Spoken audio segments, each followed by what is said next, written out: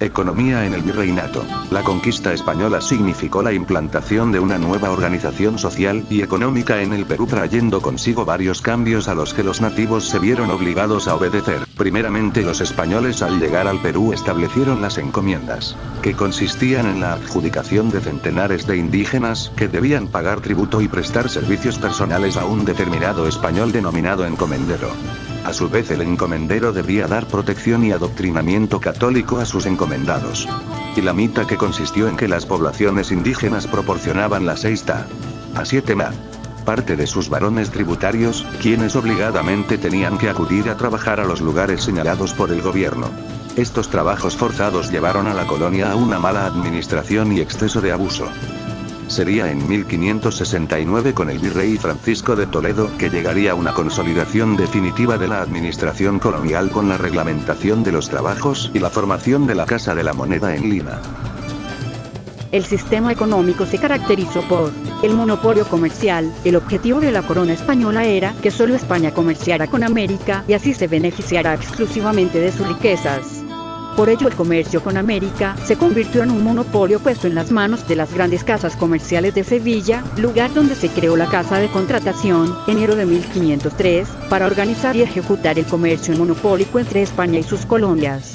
Además, en cada virreinato funcionaba un tribunal del consulado, que controlaba el movimiento comercial e intervenía en todo lo relacionado a él. Para poder controlar el comercio se establecieron 2 puertos. El Callao, Perú, en el Pacífico, y Veracruz, México, en el Pacífico. Posteriormente se habilitaron puertos, Portobelo y Cartagena. Desde estos puertos los productos se trasladaban por tierra. Establecido el monopolio comercial, trajo como consecuencia la delincuencia en alta mar, a través de piratas, pero que se logró controlar con un sistema de seguridad formado por flotas y galeones. En general, la economía colonial se sustentó en 3 grandes sectores. Minería. La minería colonial peruana se basa fundamentalmente en la explotación de la plata y en parte del oro, y en base a la explotación de la mano de obra del indio y no del negro esclavo.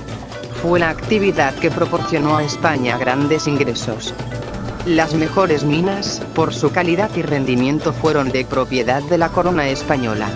Las minas más pequeñas, en cambio, fueron explotadas por particulares con la obligación de pagar como impuesto el quinto real, o sea, la 1/5 parte de la riqueza obtenida.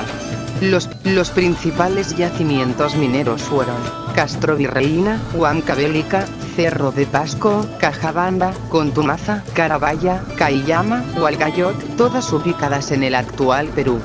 Pero el más grande a nivel minero fue el yacimiento de Potosí, cuya producción se sustentó en la mita minera.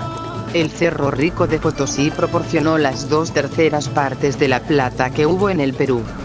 Para la extracción de la plata, las técnicas andinas incluían el método de la guaira, que consistía en el empleo de un horno al cual se le sometía el plomo, extrayéndose finalmente la plata. Pero esta plata era de una impureza notoria. En la Nueva España se llegó a descubrir una técnica que se aplicó en las minas de Potosí. Consistió en mezclar la plata con el mercurio, llamado azogue. Luego, la plata se separaba, manteniéndose en un estado de pureza. Ganadería y agricultura. Con la llegada de los españoles llegaron también productos vegetales, animales de granja y aves de corral. Productos traídos por los españoles: ganado, vacuno, lanar, caprino, porcino, equino. Cereales: trigo, cebada, centeno. Otros vegetales: caña de azúcar, lentejas, garbanzos, frijoles, lechugas, col, espinaca, apio, espárrago, zanahoria, nabo, betarraga, rábanos, Desde un inicio los indígenas fueron empleados en las faenas agrícolas, y fue a través de esta práctica que pudieron pagar sus tributos. Las tierras destinadas a la agricultura se encontraban relativamente cercanas a las ciudades, debido a que muchos de los alimentos no aguantaban más de 5 días de camino sin malograrse. Los obrajes fueron centros laborales de gran importancia en el virreinato, dedicados a la manufactura de textiles e hilos de lana, algodón y cabuya. El primer obraje fue instituido por Antonio de Rivera en 1545. Su número creció rápidamente debido a que las vestimentas tenían gran demanda entre los indígenas mineros. Existían obrajes de diferentes clases. Obrajes enteros. Eran aquellos que podían operar más de 12 telares, en los cuales trabajaban indígenas forzados o aquellos que percibían un salario. Medios obrajes.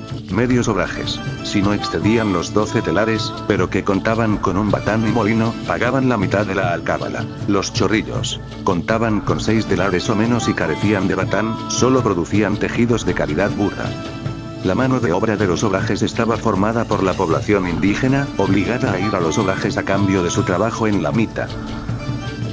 El sistema de tributación.